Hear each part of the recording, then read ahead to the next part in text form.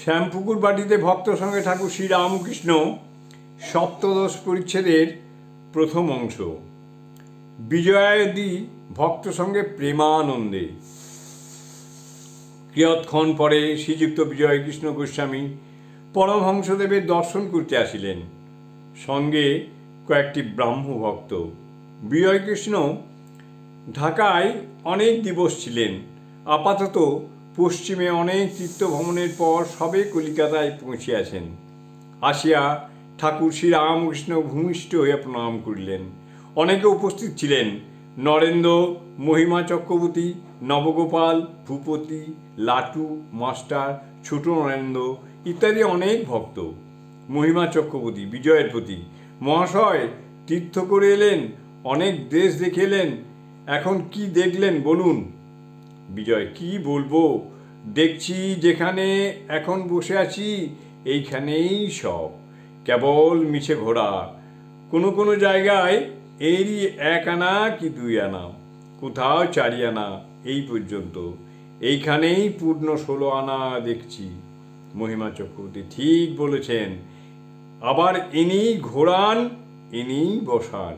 শ্রীরামকৃষ্ণ নরেন্দ্রর প্রতি: দেখো বিজয়ের অবস্থা কি হয়েছে, লক্ষণ সব বদলে গেছে, যেন সব আউটে গেছে।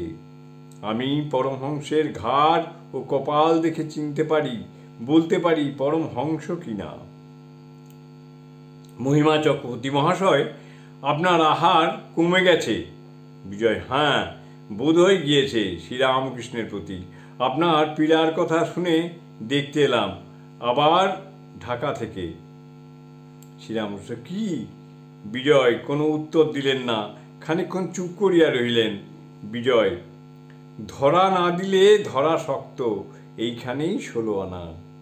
শ্রীরামকৃষ্ণ: কেদার বললে অন্য জায়গায় খেতে পাই না, এখানে এসে পেট ভরা পেলুম। মহিমা চক্রবর্তী: পেট ভরা কি, উপচে পড়ছে। বিজয় হাত জোর করিয়া শ্রীরামকৃষ্ণের প্রতি: বুঝেছি আপনি কে, আর বলতে হবে না। শ্রীরামকৃষ্ণ ভাবস্থ: যদি তা হয়ে থাকে তো তাই। বিজয়: বুঝেছি। এই বলিয়া শ্রীরামকৃষ্ণের পাদমূলে পতিত হইলেন ও নিজের বক্ষে তাঁহার চরণ ধারণ করিলেন। শ্রীরামকৃষ্ণ তখন ঈশ্বরাবেশে বাহ্যশূন্য চিত্তার্পিতের ন্যায় বসিয়া আছেন। জয় ঠাকুর, জয় ঠাকুর।